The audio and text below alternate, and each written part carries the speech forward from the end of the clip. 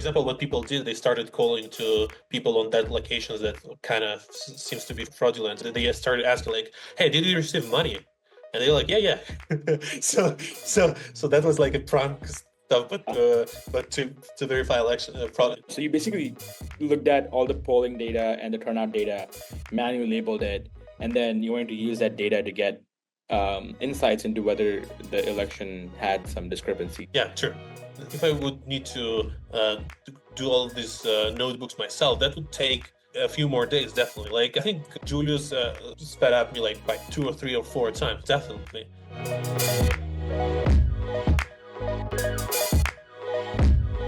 Lawan, it's great to have you. Yeah, thanks for having me. Awesome. So I saw that last week Georgia's ruling party claimed victory, but you noticed that the numbers don't quite add up, and you decided to dive in. Tell us more about Yeah. that. Yeah, so I was following Georgian elections for some time. I'm not very into Georgian politics, but I was really excited that the opposition would win because like Georgia actually like the most libertarian country in that area. That's what made me want to follow this election to know that everything's great. I was really surprised to know that like opposition lost. And there was some like exit polls and there was like some kind of polls before elections that it shouldn't happen, but it happened. And right after that, I've heard like claims of fraud on election. So I was like, okay, let's like I knew that there's some ways to like detect fraud in elections. Can I just try to see like if there is actually fraud or maybe like it's just politicians being politicians and they lost. That's how it started. That's awesome. So how'd you like go about doing this analysis? What was your first thought? There are a few ways to detect fraud in elections. One of them is to look at turnout rates and vote distribution. The idea is like the vote, like the distribution of votes shouldn't change with turnout. And it makes sense because like why would people vote more for like ruling party if there's more turnout on that election location? And I just started collecting data from that locations, and you can just take that paper, get the numbers from that. It took like I don't know, like 8 hours to do that. So I Wow. had a friend who was also down to like do that with me. We labeled all of the data. OCR was not great at doing that, so we had to do that manually. After that 8 hours was the most complicated part actually because that's manual work. And then I just took the data, inserted it into AI, and started to looking into it.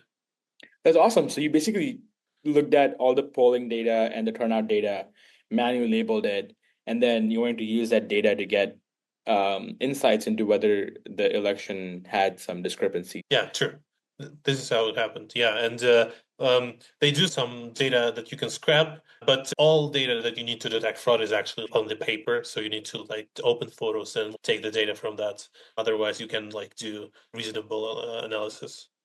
That's awesome. So how big was this data that you gathered from those 8 hours? It was like 3,500 something reports. It's not a huge number, like definitely less than in America, but but Georgia is a small country, so Yeah. I'm glad I could be able to do that in one day. Yeah, that's awesome. So, tell us a bit more about like how'd you go about analyzing it after you collected the data? Do you have experience with any kind of data analysis in the past? How'd you use AI to analyze it? Yeah, so I always liked like data analytics, but I never ever been like analysis. Like I've never had a job like as like more like a product manager. I have lots of friends who do data analytics, but I've never done it like for I don't know public data. I like journalism, and I even like was going on like data journalist course. So like some luck in that area, and so. After you collect data, there are a few ways you can do this turnout analysis. You can also build like a histogram of votes. There's also a way to detect fraud by checking like what's the probability to see the first digit. Do you expect one to be more common than two and to be more common than three? And depending on if there's some fraud, you can detect what kind of fraud was there. So I just started to analyze it.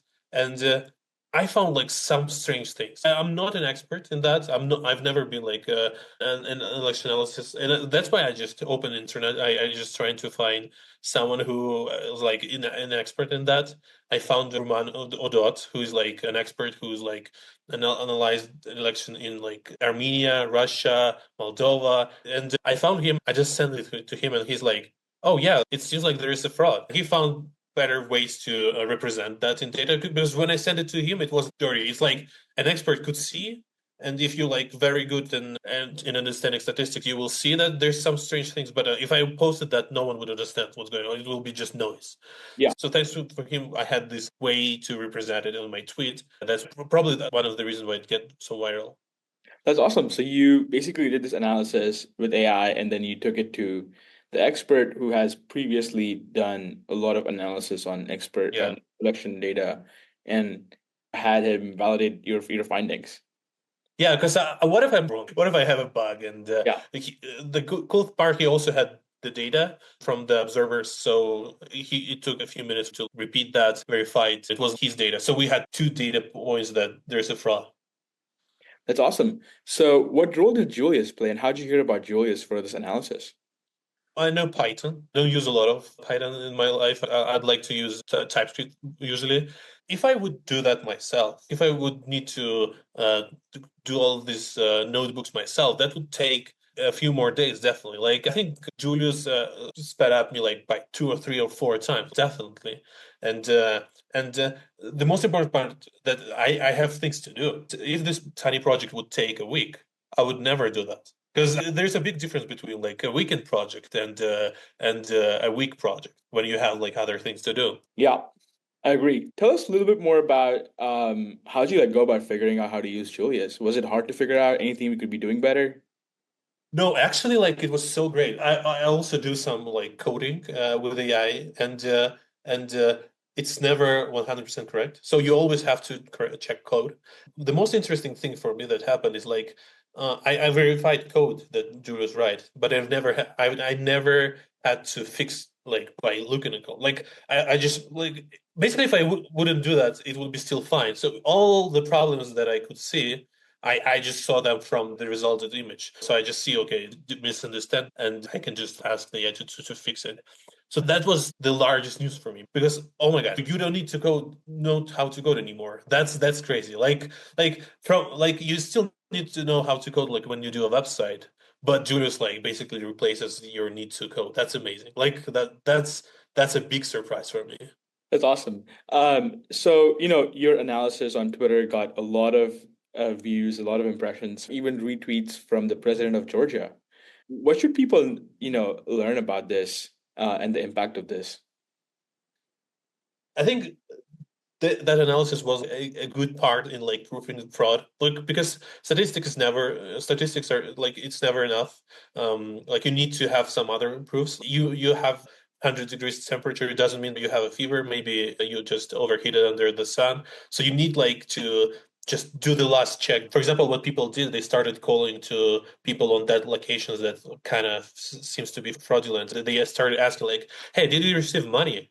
And they're like, yeah, yeah. So that was like a prank stuff, but to verify election fraud. I think the main lesson is like everyone can like verify elections now, and it will be tougher to do fraud. The main risk I see with AI, it's not AI killing us all. Every time you have a revolution, there is one thing should happen. The army should join people, or at least don't do anything. Just give us a chance to protest. And if you have AI robots, AI drones, they would never backstab the government. So you need tools on the other side for people to protect from tyranny, and I think that's a great lesson that like there are much more people that can use this tool to protect from tyranny, and I think actually like checking elections is a bit too late.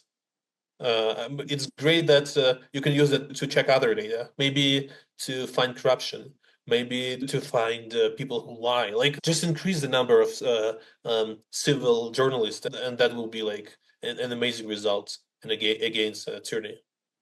I agree. That's a great way to put it. You need AI to help people against tyranny. That's amazing. Yeah, Levon, thanks so much for joining us for this chat and using Julius for a great cause. And I yeah. Thanks for I building such an identified. amazing product. Yeah, 100%. I mean, it's for users like you. So thanks so much for taking the time. Yeah, thank you.